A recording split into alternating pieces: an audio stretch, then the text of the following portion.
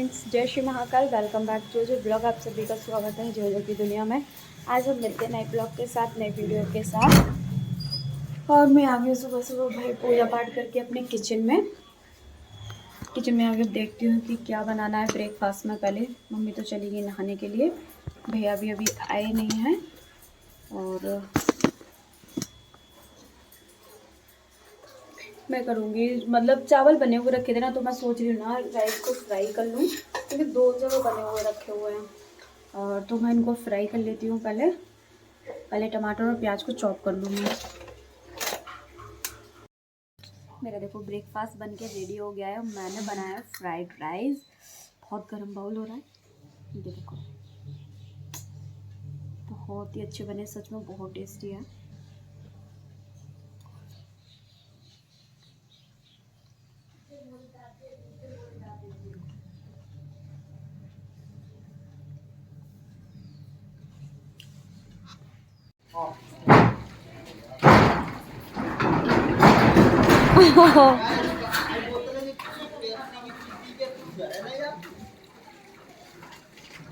आगे आगे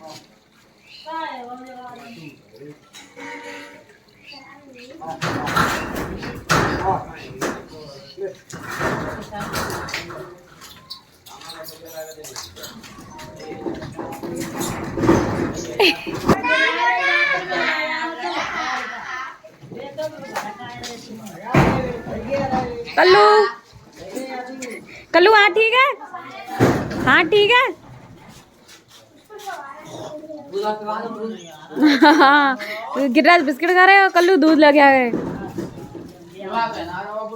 के साथ साथ। कल्लू को भी बिस्किट चाहिए, देखो कल्लू लोटा में दूध भर के बैठे कल्लू, देखो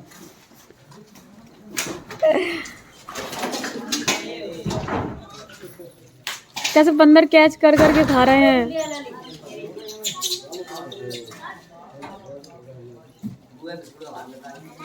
मम्मी काट रही है सब्जी, मतलब आलू काट रही है, सब्जी नहीं आलू काट रही है। बनेगी आलू टमाटर की सब्जी। और मैं तो अपना काम कर रही हूँ। काम करने के बाद फिर मैं करूँगी सफाई, मम्मी बनाएंगी खाना। और इधर पापा देखो बैठे अपना आराम से। पापा को सर्दी लग रही है, मैंने अभी फ़ैन ऑन कर दिया इसलिए। चद्दर ओढ़ रहे हैं। चाची ने देखो कितना अच्छा पैरदान बनाया है, पूरी साड़ियों को बना हुआ। कितनी सुंदर सुंदर कलर की साड़ी लगी है इसमें, सब डार्क साड़ी है, तो अच्छा लग रहा है। अब बस सिलने को बाकी रह गया। देखो कितने अच्छे चाची सिल रही हैं। ये भी उल्टा रखा है, ये उल्टो चाची है।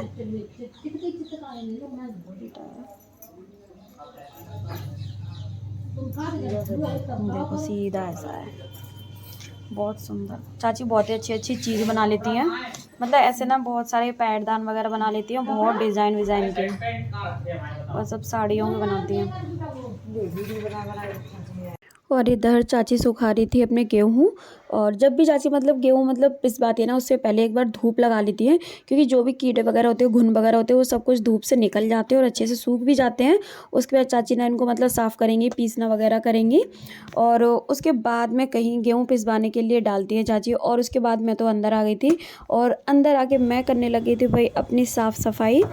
और मैंने मतलब नीचे वाली स्लैब तो साफ़ कर दी थी, अब आ रही थी ऊपर वाली स्लैब के, तो मैंने अच्छे से पहले झाड़ू वगैरह मार दी थी चारों कोनों से। और देखो नीचे भी जो भी मतलब धूल मिट्टी आ जाती है, उस सबको डस्टिंग अच्छे से साफ़ की। और उसके बाद में देखो साइड से जाले वाले सब निकाल दिए थे। फिर ऊपर वाली जो भी खिड़की रह जाएगी ना ऊपर वाली, तो उसको तो ना मम्मी साफ़ करेंगी, क्योंकि उसमें सारी बेडशीट वगैरह वो निकाल के मम्मी लगाएंगी अच्छे से। और मुझे जितना उपाय उतना मैंने कर दिया था। ये देखो पहले कितनी भरी पड़ी थी अलमारी, अब देखो कितनी अच्छे से मैंने सेट कर दिया। ऊपर की भी सेट हो गई और नीचे की भी सेट हो गई, दोनों सारा कपड़ा मैंने बाहर निकाल के फेंक दिया है। जो वेस्ट था ना वो सब कुछ फेंक दिया। देखो लिमिटेड का उतना ही सामान रखा है जो यूज़ वाला है। और पता है मैं आपको एक चीज़ दिखाती हूँ, ये देखो ये पता है क्या, ये सुरमादानी है जो कि मेरे पापा की है। मेरे पापा पता है सुरमा लगाते थे पहले आँखों में, तो ये दोनों मतलब सुरमादानी पापा की है। पापा पता है बाहर से सुरमा मंगाते थे स्पेशल लगाने के लिए, और पता है मेरे पापा रात को लगा के सोते थे, मम्मी भी, लेकिन अब पापा भी लगाते मम्मी भी लगाती, तो ये रखी हुई है, मैं इनको फेंकूंगी नहीं क्योंकि ये मेरे पापा की है। तो मैंने इसको भी संभाल के रख दिया अच्छे से। और पता है जब पापा सुरमा लेके आते थे ना, तो पता है बहुत सारे सुरमे कैसे होते हैं, लगने वाले होते हैं, तो पता है जैसे हम आँखों में लगाते हैं इतना रोते थे, पता है इतना आंसू निकलते थे। और मम्मी पापा को अच्छा लगता है, वो बोलते जो लगाने वाले जो आँख में लगते हैं, जो सुरमा जैसे आँख में लग रहा है, आंसू आ रहे हैं, तो समझो कि वो सुरमा बहुत अच्छा है। पता है हम क्या करते थे, हम सब बच्चों के लगाते थे, इतना उधम करते थे ना सच में, इस सुरमेदानी से बहुत ज़्यादा हम सबके लगाते थे कि आओ देखो तुम्हारी आंखों में इसको लगाएं। और ये हम कभी नहीं फेंकेंगे, ये हमारे पापा की है।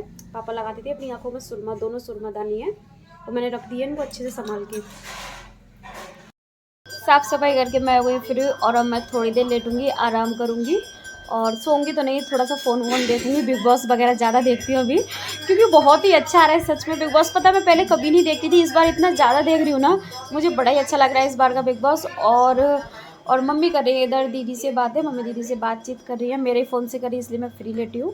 और पापा अपना बैठे हुए, पापा वेट कर रहे हैं, वेट के कर रहे हैं। पापा पहले ही सो जाते हैं, तो फिर पापा जगते हैं उस टाइम पे। दिखाओ, अब मैं थोड़ी देर आराम कर लूँ, उसके बाद तो अभी पता है ये सारी विंडो, सारी जंगले वगैरह सब कुछ साफ़ करने, लेकिन अभी बस इतना ही आज के लिए, क्योंकि फिर मैं बहुत ज़्यादा थक जाती हूँ।